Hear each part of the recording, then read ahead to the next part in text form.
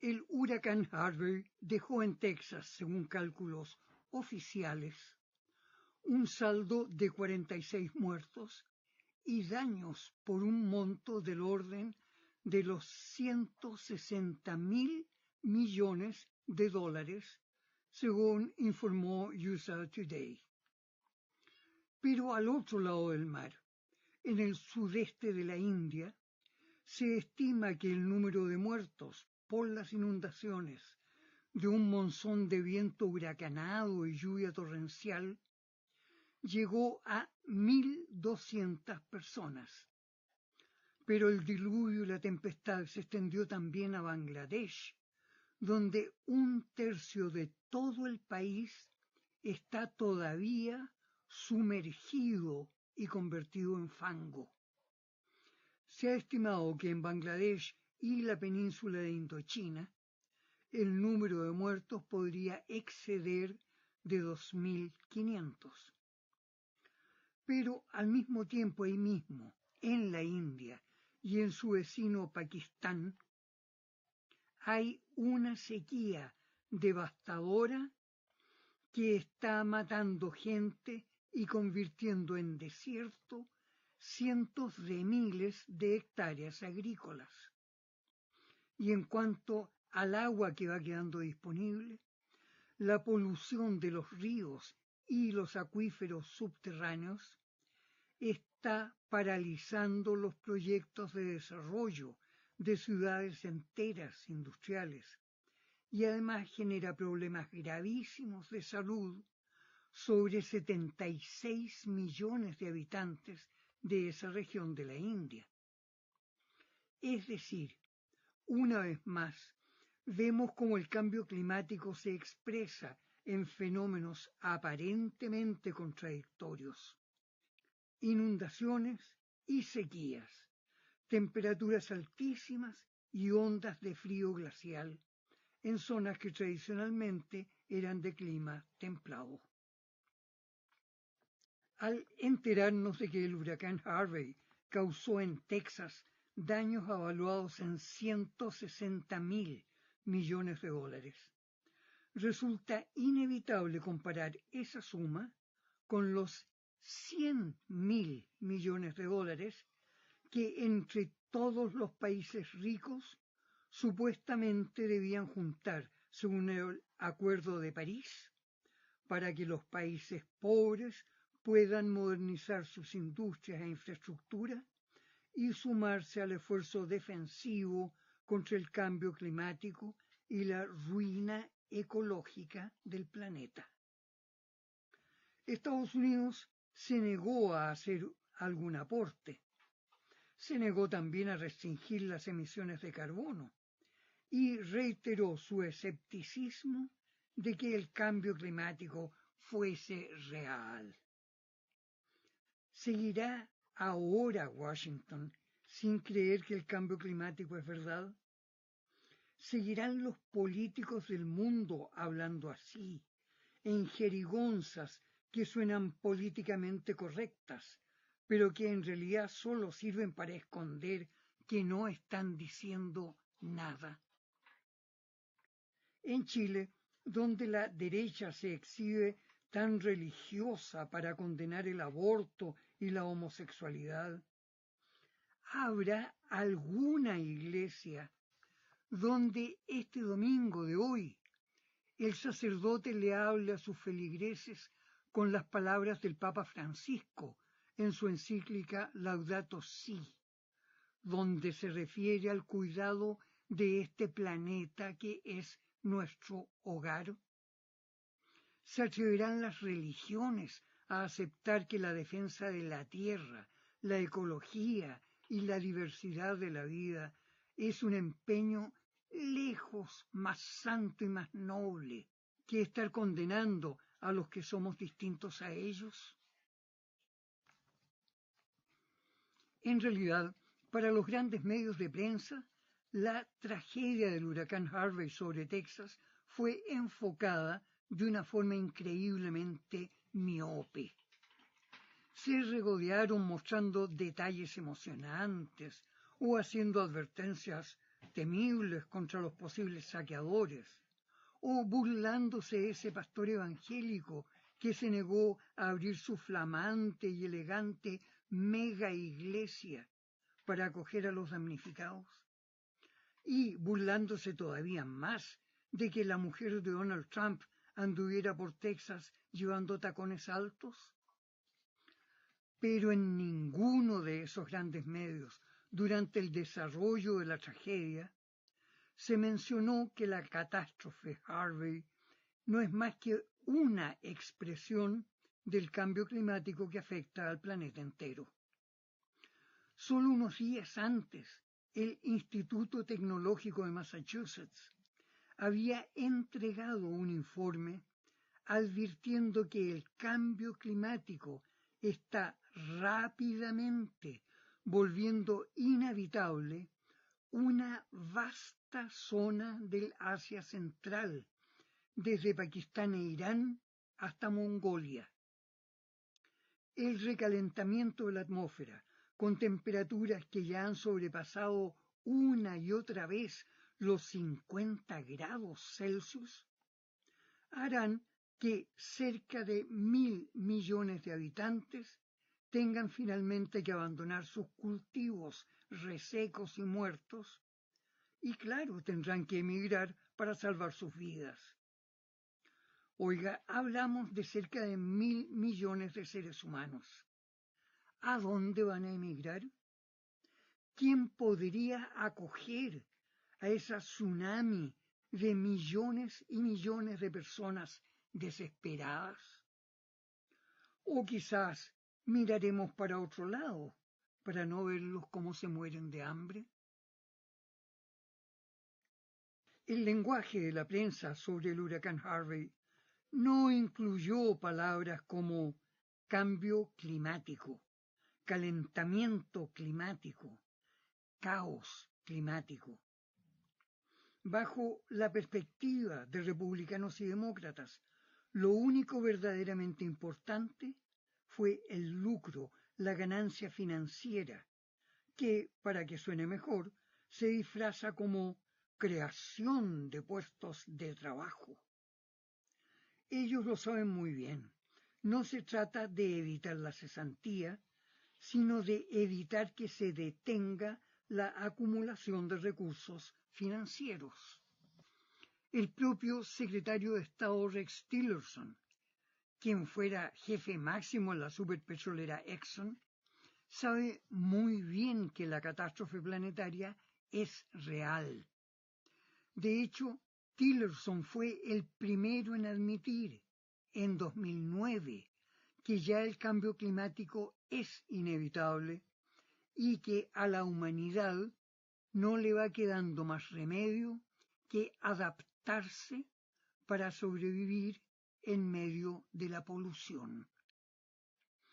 Y a esa marcha de zombis rumbo a la corrupción del medio ambiente se suma ahora una especie de apresuramiento febril para acelerar las operaciones de alta rentabilidad a corto plazo y acumular aún más la riqueza. Entre los negocios de mejor rentabilidad, la producción de armamento es la que deja mayores márgenes de lucro, junto con las empresas subsidiarias de ejércitos y policías privados, las cárceles privadas y los tratados comerciales internacionales que ponen a las empresas privadas por encima de la soberanía de las naciones involucradas. De ahí que en estos momentos, como nunca antes, el gobierno de Donald Trump aparece vociferando amenazas de una guerra mundial inminente para que Estados Unidos sea grande de nuevo. Oiga, ¿y si hablamos de destrucción del medio ambiente y de cambio climático? ¿Cuál sería el efecto planetario de una nueva guerra mundial? Así como resulta estúpido culpar a Donald Trump de todo el estúpido matonaje de los Estados Unidos, también resulta estúpido centrar las esperanzas en un cambio de liderato mundial, cambiar a Washington y Bruselas por Moscú y Beijing. En realidad, gran parte del formidable prestigio y la admiración que provocaba Estados Unidos en los últimos 120 años se debió a la acumulación de riqueza vinculada a los sucesivos éxitos militares. Comenzando con el abusivo despojo por la guerra de más de la mitad de todo el antiguo territorio de México, siguiendo con la guerra contra España y rematando en los magníficos negocios de las guerras mundiales Primera y Segunda.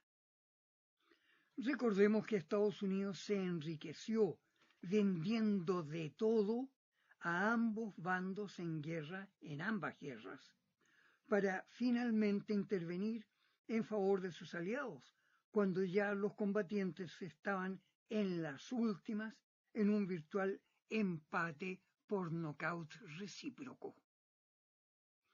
Recién después de la Segunda Guerra Mundial, Estados Unidos conoció el sabor de la derrota.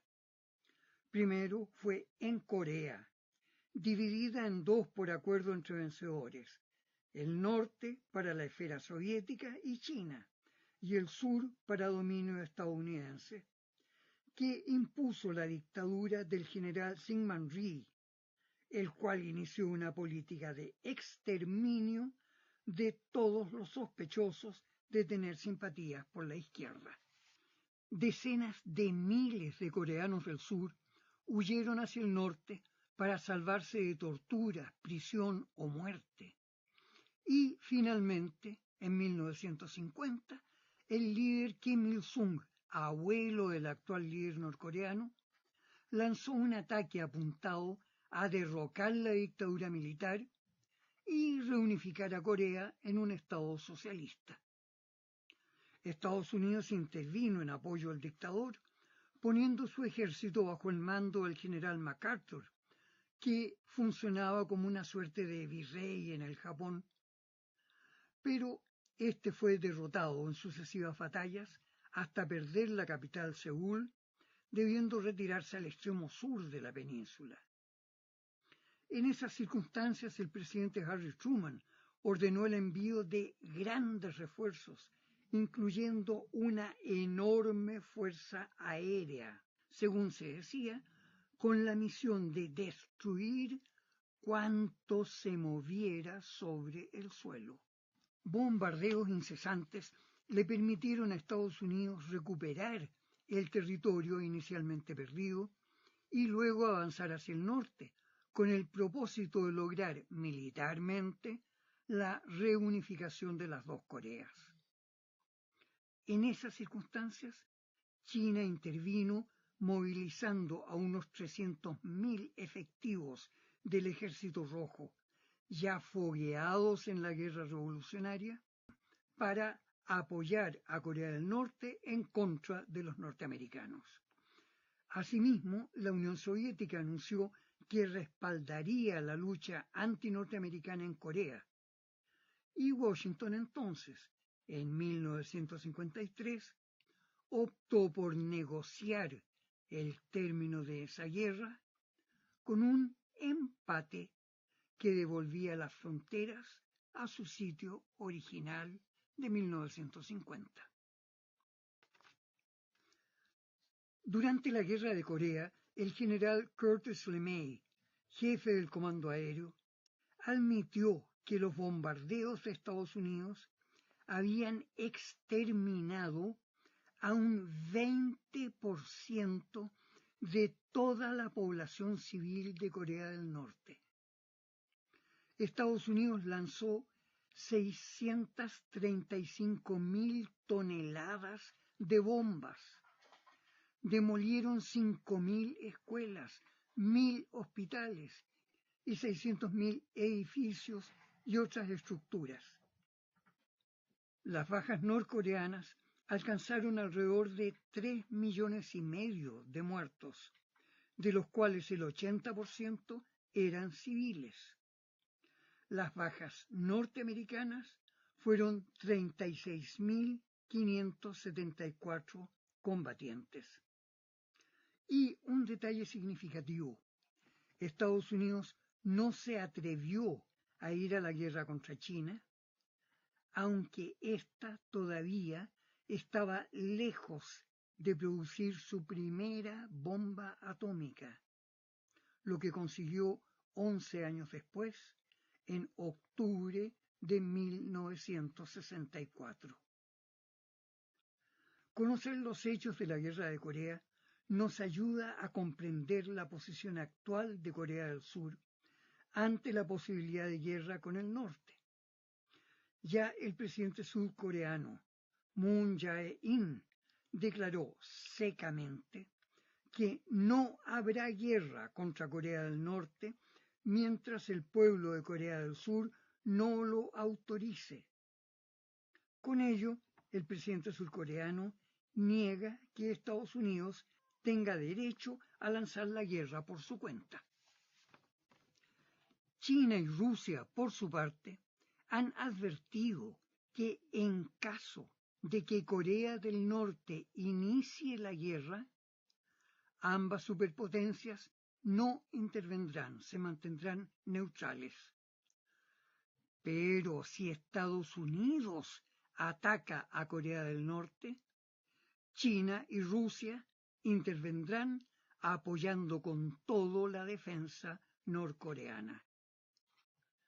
Bueno, a juicio de los analistas de todo el espectro político actual, la guerra en la península coreana finalmente no se producirá, y en realidad tanto Estados Unidos como Japón y la OTAN están utilizando el espectro de la guerra tanto para avivar el inmenso negocio de la industria militar, como para distraer y canalizar las tensiones políticas internas.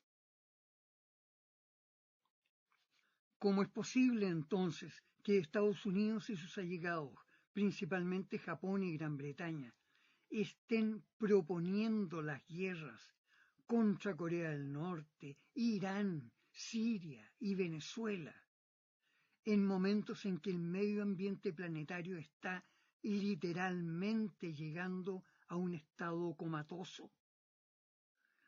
Durante el período de pragmatismo político que caracterizó a la Guerra Fría, a nivel planetario se produjo en muchas naciones un gran proceso de enriquecimiento y crecimiento económico. Junto con eso, se produjo también una explosión demográfica enorme que llevó a que en una sola década se duplicara la población del mundo. Una explosión que solo ligeramente disminuida se está manteniendo hasta ahora.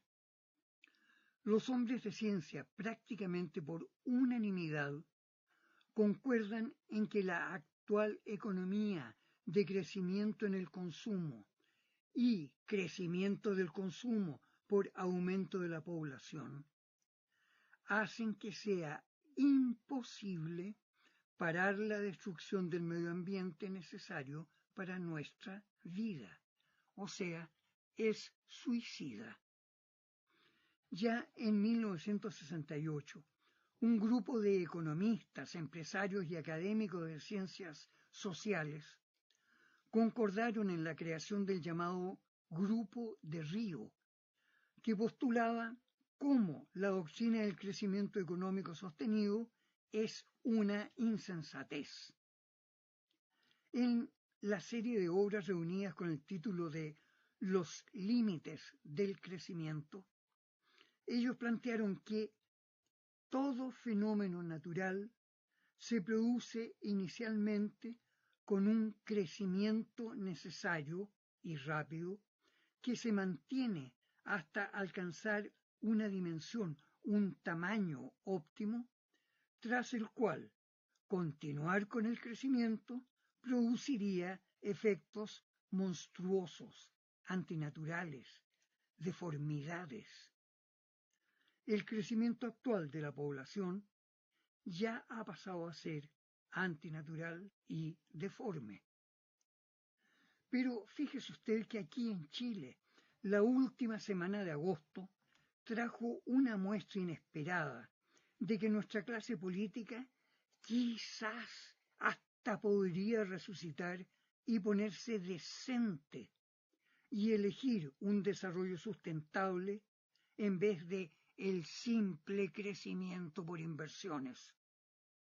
Fue el rechazo por parte del comité ministerial del proyecto minero llamado Dominga, que se proponía explotar hierro y cobre en el valle de Elqui.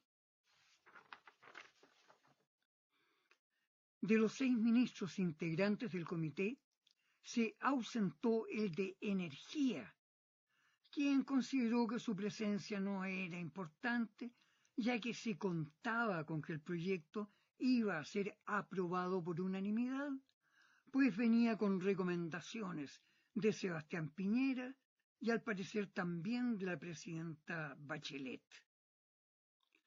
Pero los ministros Marcelo Mena, del Medio Ambiente, Carmen Castillo, de Salud, y Carlos Fuchs, de Agricultura, inesperadamente rechazaron el proyecto por contundentes razones ecológicas.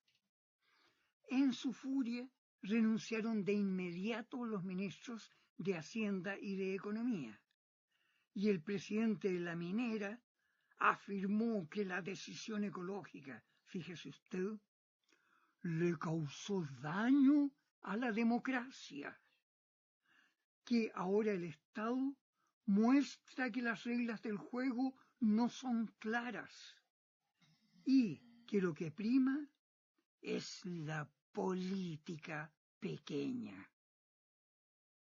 ¿Se fija usted?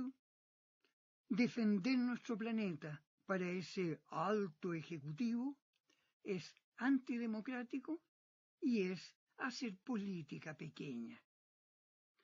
Más nos vale recordar las palabras del Papa Francisco al decir que Dios perdona siempre.